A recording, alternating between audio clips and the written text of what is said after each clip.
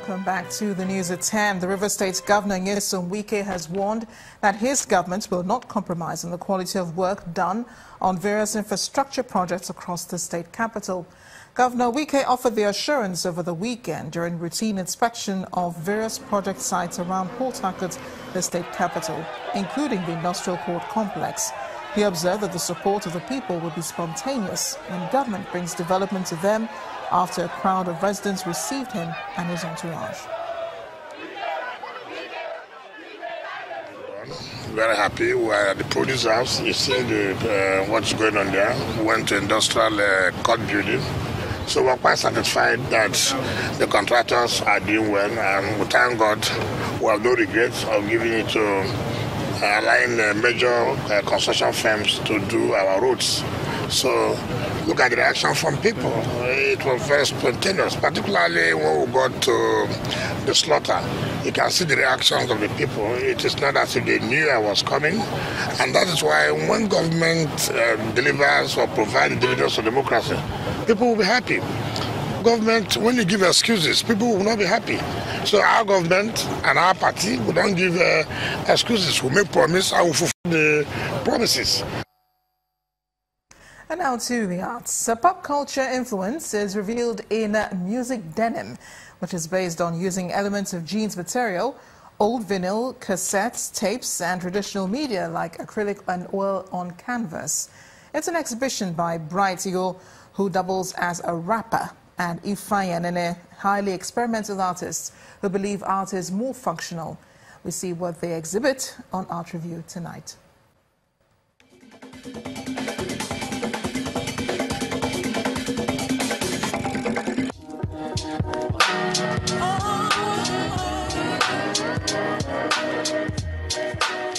A colorful walk of art greets the guests as they go into the hall to take in what these artists have to display in this exhibition tagged Art on Canvas Meets Music Denim by Bright Eagle and Annene Ifeanyi, who approach this show using their individual styles that convey strong messages revealed in over 30 images and installations. Bright Eagle is an art graduate from the University of Nigeria, Nsukka, popularly called B-Elect by fans who know him as a rapper. Some of them would be amazed to see another side of him, visual art. Little wonder that he's making music on canvas. His artistic style is pop culture influence, which he calls music denim, is based on using elements of the jeans material, old vinyls, cassette tapes, and traditional media like acrylic and oil and canvas, which is obvious in this collection. We decided to make it like a little interesting clash title.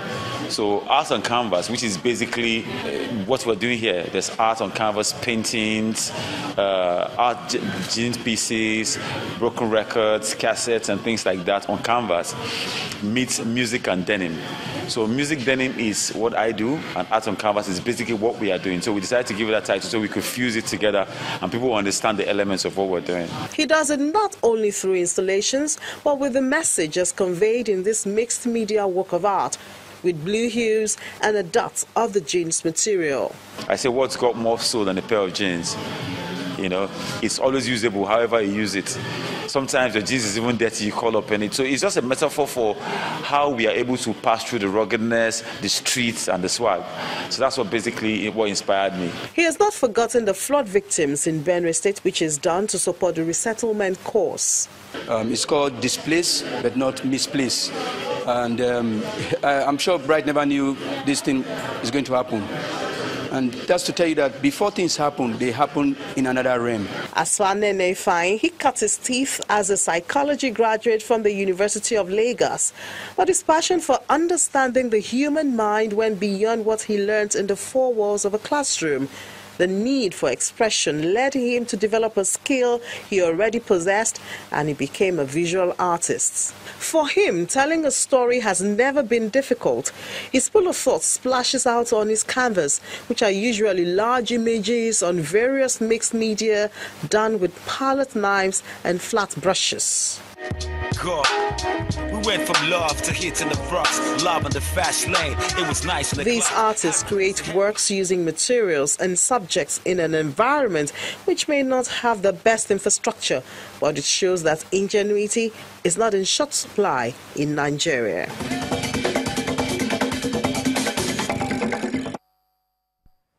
Funding has once again been identified as a major issue hindering the development of sports in Nigeria.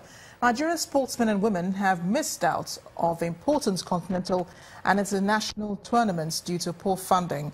It's 128 days of the 2018 Commonwealth Games in Australia, and preparations have not started. In this special report, our correspondent, Austin Okonakpan, highlights the problem of funding and its effects on Nigeria's sports.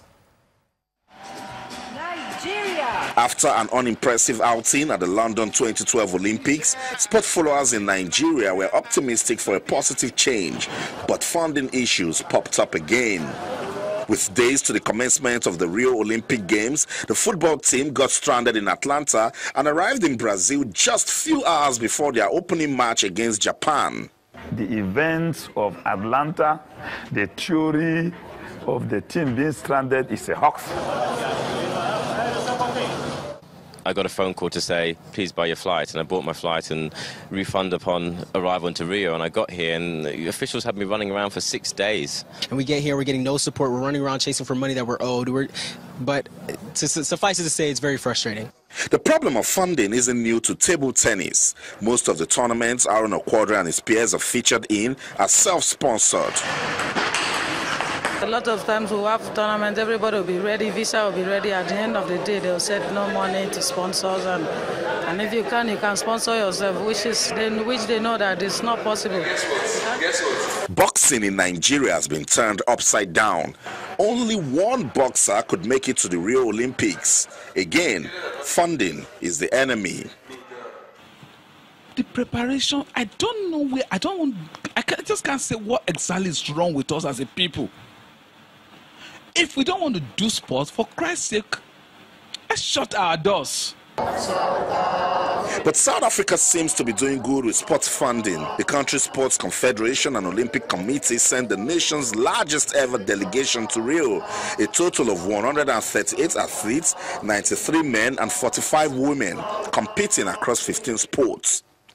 The Nigeria Olympic Committee has been having a series of meetings to address this funding issue. For a country with a vast market, why has sports funding been difficult to achieve? We'll still go there in jaded uniforms. We'll still go there with more officials than athletes. Nothing has changed, and that's because we keep recycling the same people to handle exercise. And it's very sad. What should the country start doing to address the problem? The private sector must be involved. You see, the federations must create an enabling environment for the private sector to come in. For any major international competition, it's not a tea party. You need 4 years, some serious countries 8 years. So we need to really get serious in terms of our planning, in terms of scheduling. It's not necessarily about money. It's about budgeting and having a plan because other people can support. There have been constant calls on private organizations and individuals to support sports in Nigeria. Well, until those prospective sponsors can attest to credibility and accountability in the system, the problem of funding will persist. Austin Okonakpan, Channels Television News.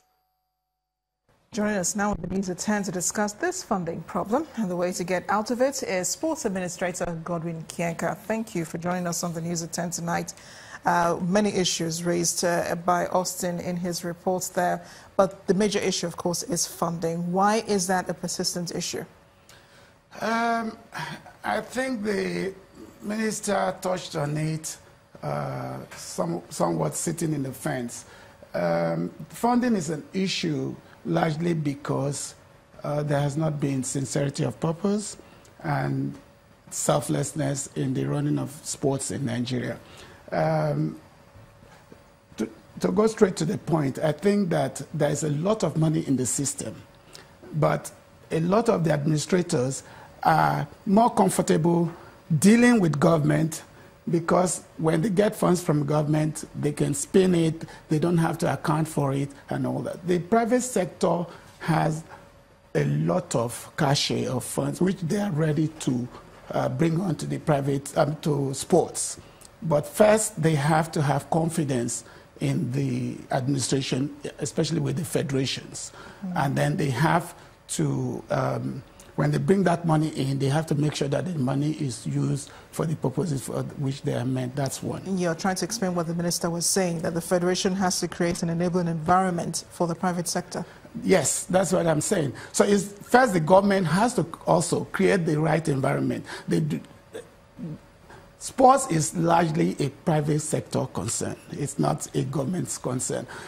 Just one example, the Swimming Federation, which in our understanding in America, derives 57% of its funding from membership, 14% from sundry investments. They get about, I think, 16% from the U.S. Olympic Committee. To cut the long story short, they don't get a dime from government. Okay, but here the federations have refused to open up the federations to membership and give the membership some incentives to bring in the funds. If the Nigerian Tennis Federation and the Football Federation allows membership and each member only pays 20,000 naira, our research shows that they can get about 1 million people bringing in some money, and that's 20 billion naira right there. So the money is possible as long as these federations are ready to open up the federations to private sector involvement and have sincerity of purpose, not be selfish, because if the membership is large and they have right to install and remove, say, the president or the executives, 2 million Nigerians will be fee-paying members of the Tennis Federation. And there are other ways they can raise these funds. So the funds are there. Yeah, but why is it so hard to access these funds? Why is it so hard to get the private sector on board? Well, I know you mentioned accountability and sincerity of purpose, but why is it so difficult to achieve that in the federation? Yes, because most of the federation up to this moment are not comfortable, I repeat that, to open up the federations to scrutiny. The funds they are shrouded in mystery. Let's take one example, the Nigerian Lottery Fund Limited. We do not know how much that body has. It's supposed to, some of its fund is supposed to go to good causes, which includes sports. But the last time we heard anything about them, they were using the funds to buy table tennis to distribute to primary schools all over the country. And the cost of even transporting these equipment to the various primary schools in the States was probably as close to the cost of the equipment itself. So a country like South Africa is using the lottery funds to finance sports development. Britain is doing the same.